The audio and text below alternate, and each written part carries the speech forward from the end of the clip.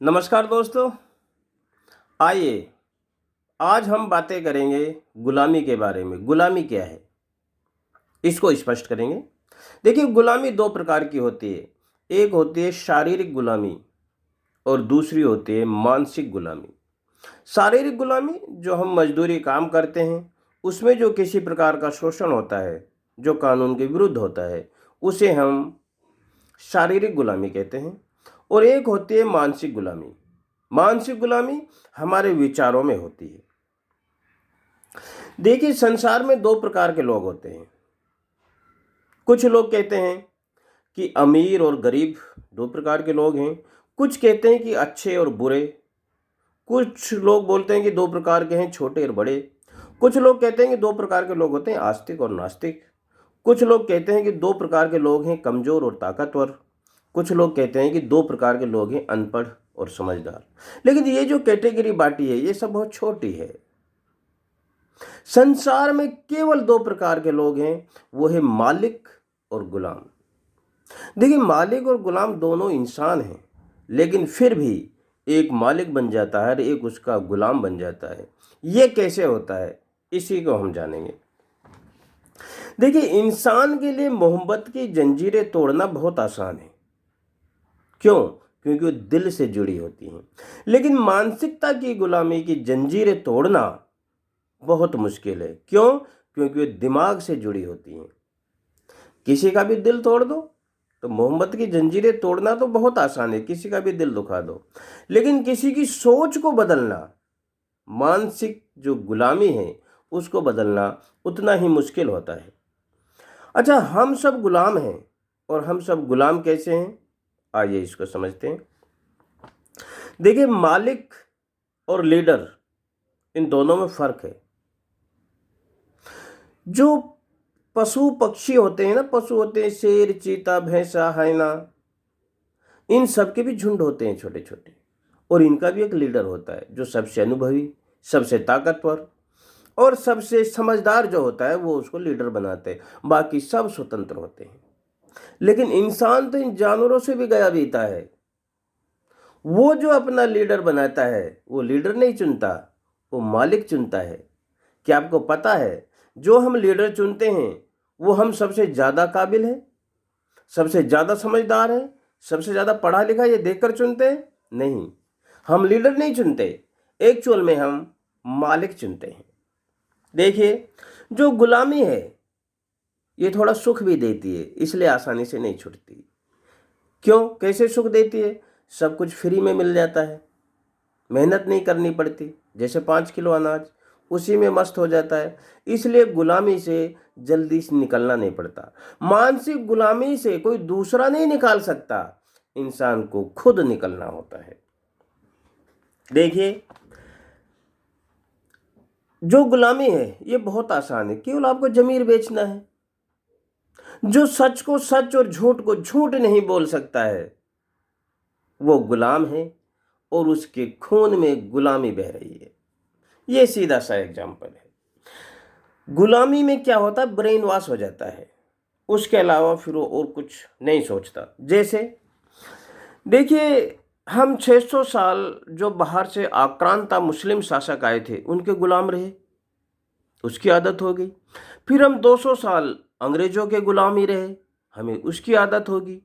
उसी प्रकार हम आज़ाद होने के बाद जो हम लीडर चुन रहे हैं उनके गुलाम हो रहे हैं, और हमें अनुभव भी नहीं हो रहा कि हम गुलामी का जीवन जी रहे हैं।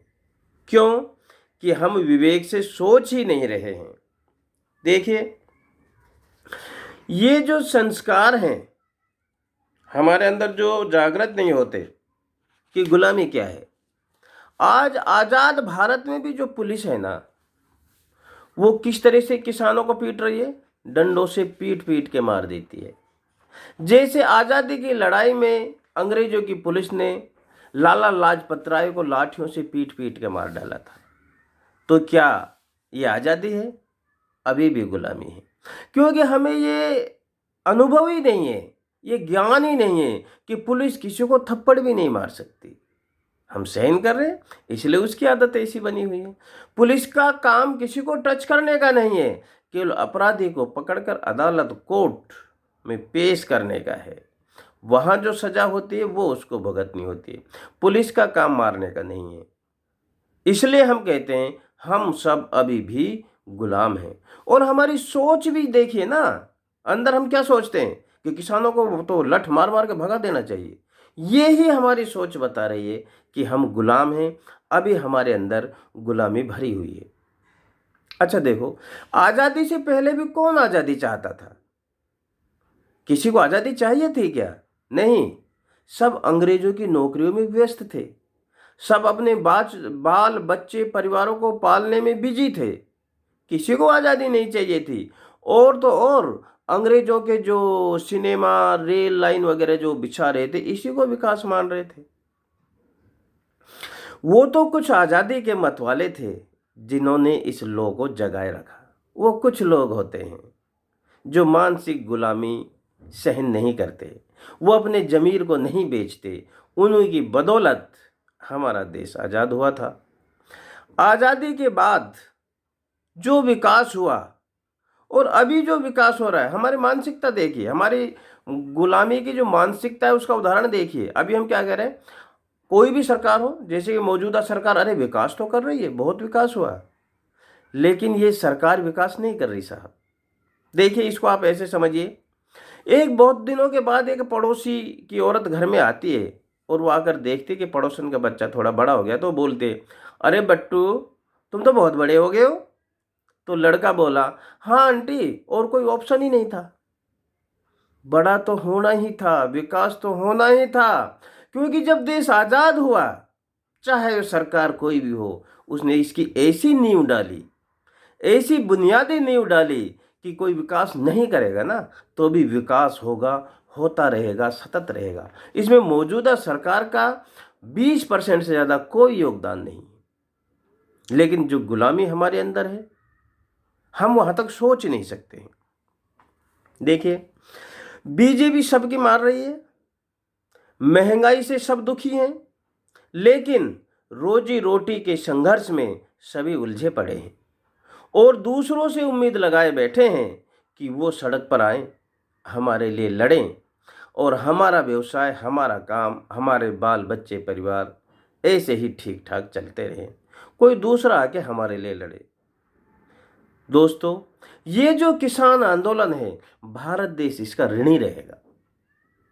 ये आपको बाद में समझ आएगा, क्योंकि ये किसान केवल अपनी किसानी बचाने के लिए नहीं लड़ रहे, ये भारत देश को बचाने का काम कर रहे हैं। जो देश को बचाएगा वही सबसे बड़ा देशभक्त होगा। इसलिए हम किसानों को जब से देश बना है तब से और रहेगा तब तक सादर नमन करते रहेंगे। जय जवान, जय किसान।